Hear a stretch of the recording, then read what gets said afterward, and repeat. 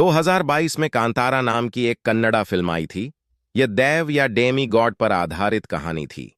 दैवा के बारे में अधिक जानने के लिए हमारा वीडियो देखें। Welcome to the Surya files. आत्मा पूजा की प्राचीन परंपरा। प्रकृति और आत्मा की पूजा की प्राचीन परंपरा। प्रकृति में विश्वास। प्राचीन काल से ही लोगों का प्रकृति, जानवरों, पक्षियों और पेड़ों पर विश्वास रहा है। वे इन तत्वों द्वारा बनाए गए संतुलन में विश्वास करते थे। यह विश्वास अनुभव, खतरों और पीढ़ीगत मानदंडों से उत्पन्न होता है। ये परंपराएं आधुनिक समय में भी बनी हुई हैं। सचेतन या अवचेतन रूप से हमारे मन में जड़ें जमा चुकी हैं, जिससे आज भी उनमें विश्वास और अनुयायी बने हुए हैं। उत्पत्ति और रुचि। इन परंपराओं की उत्पत्ति ने विद्वानों को उनकी जड़ों की जांच करने और उनका पता लगाने के लिए आकर्षित किया है। निरंतर विश्वास। लोग अभी भी प्रकृति में विश्वास करते हैं, जैसे सूर्य, चंद्रमा, ग्रह, पक्षी और जानवर। कुछ जानवरों को भाग्यशाली या अशुभ, पवित्र या खतरनाक माना जाता है। अध्ययनों से पता चला है कि कई भारतीयों और एशियाई लोगों द्वारा सांपों और आत्माओं, डेमिगॉड्स, की पूजा की जाती है, क्योंकि उन्हें रक्षक माना जाता है। शोध का निष्कर्ष है कि दिव्य आत्माओं या दैव में विश्वास सबसे प्राचीन परंपराओं में से एक है। इसका भौगोलिक और ऐतिहासिक आधार है और दुनिया भर में इसे विभिन्न रूपों में माना जाता है। भारत में इस परंपरा का पालन दक्षिण कर्नाटक और केरल के तटीय क्षेत्रों और पूरे दक्षिण पूर्व एशिया में व्यापक रूप से किया जाता है। तुलुनाडु परंपरा।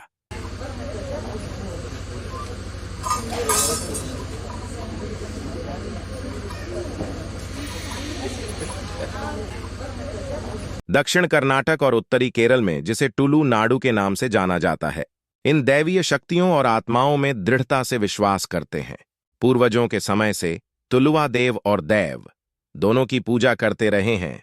दैव पूजा, आत्मा पूजा व्यक्तियों और परिवारों की रक्षा करते हुए उनके विश्वास की रीढ़ रही है। पूजा पद्धतियां।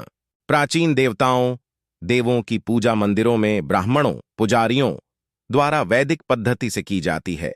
दैवों को पारिवारिक देवता माना जाता है, जो परिवार के प्रत्येक सदस्य से निकटता से जुड़े होते हैं। इन दैवों से अक्सर नालिक्य जाति के भूटा प्रतिरूपणकर्ताओं के माध्यम से संपर्क किया जा सकता है, जो पूजा पदानुक्रम में जाति सम्मान और सम्मान का संतुलन प्रदर्शित करते हैं। Daiva, the guardian spirits of Tulunadu. दैव क्या है? दैवों की पूजा दक्षिणी कर्नाटक के तुलुनाडु क्षेत्र और केरल के कुछ हिस्सों में की जाती है। वे स्थानीय लोक देवता हैं, जिन्हें भूत या आत्मा भी कहा जाता है, जिनकी पूजा संभवतः पूर्व वैदिक काल से चली आ रही है। उनकी पूजा कब शुरू हुई, इस पर कोई निश्चित शोध नहीं हुआ है। हिंदू धर्म में देवताओं को उनके संरक्षण के अनुसार वर्गीकृत किया गया है। कुछ कुल देवता हैं जो एक कुल के हैं, कुछ ग्राम देवता हैं जो ग्राम समुदाय से संबंधित हैं, जबकि अन्य इष्ट देवता हैं जिन्हें व्यक्तियों द्वारा पूजा जाता है।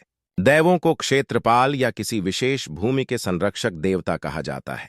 दैवों की पारंपरिक रूप से खुले में पूजा की जाती है और वे एक लोक परंपरा से संबंधित हैं, जो मुख्य धारा हिंदू धर्म का हिस्सा होने के बावजूद अलग है।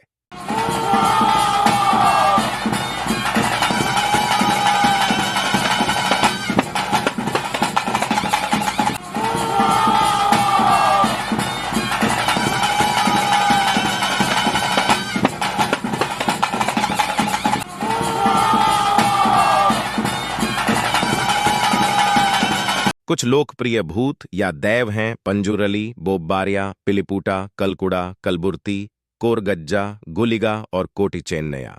दैवों की पूजा मूल रूप से एक खुले स्थान में एक पेड़ के नीचे रखे एक असंरचित पत्थर के रूप में की जाती थी। कोरगज्जा, तुलुनाडु की शक्तिशाली आत्मा, तुलुनाडु का रक्षक। कोरागज्जा की लेजेंड, मानव से दिव्य तक।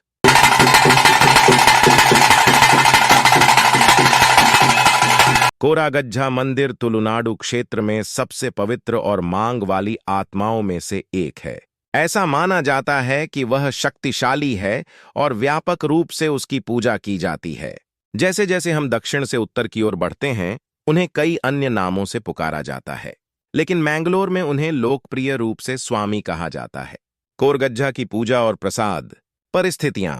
लोग पारिवारिक, स्वास्थ्य या व्यावसायिक कठिनाइयों के दौरान स्वामी से प्रार्थना करते हैं, जब वे कुछ मूल्यवान खो देते हैं या जब कार्यों को पूरा होने में लंबा समय लगता है। मनोकामना पूरी होने पर प्रसाद देने का वादा किया जाता है।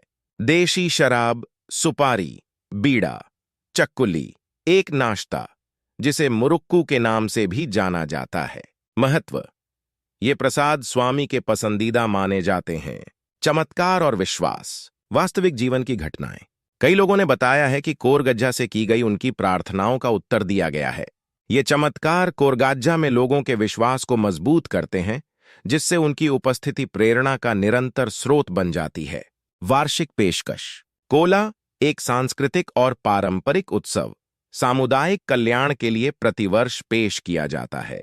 अनुष्ठानों के हिस्से के रूप में विशेष कोरगज्जा गीत उन्हें समर्पित हैं। कोरगज्जा की कहानी: माना जाता है कि वह एक जीवित मानव था जिसका नाम कोरगा थानिया था। नाम का महत्व: कोरागा एक निश्चित समुदाय को संदर्भित करता है। अज्जा का अर्थ है दादा, प्यार से इस्तेमाल किया जाता है। प्रारंभिक जीवन: अपने माता पिता को जल्दी खो दिया। बैराके बैद्येदी द्वारा गोद लिया गया, जिन्होंने अपने 2 बच्चों के साथ उसका पालन पोषण किया। उनकी उपस्थिति से परिवार में समृद्धि आई और उन्होंने टोकरी बनाना और बांस से बनी वस्तुएं बनाना सीखा। पौराणिक कर्तव्य: बैराके के परिवार को नेमा, मंदिर उत्सव के लिए नारियल, केले के पौधे और नारियल के पत्तों का योगदान देना था। थानिया से अनुरोध: थानिया 7 आदमियों के लिए निर्धारित भार उठाने के लिए सहमत हो गया।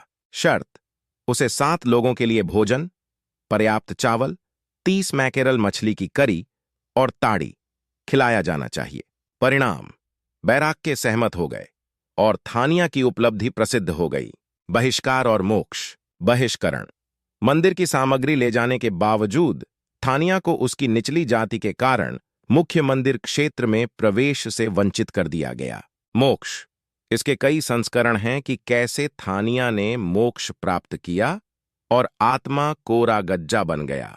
मैंगलोर घटना: खबरों के मुताबिक 3 मुस्लिम लड़कों ने भगवान कोरागज्जा मंदिर में पेशाब कर दिया और इस्तेमाल किया हुआ कंडोम दान पेटी में डाल दिया। तीनों में से एक की खून की उल्टी के कारण मौत हो गई है। बाकी 2 में भी शुरुआती लक्षण एक जैसे ही मिले। डर के मारे बाकी दोनों ने कोरागज्जा से माफी मांग ली और पुलिस के सामने आत्मसमर्पण कर दिया।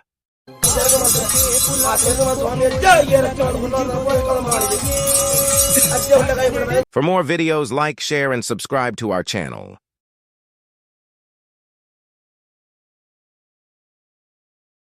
Thank you for watching.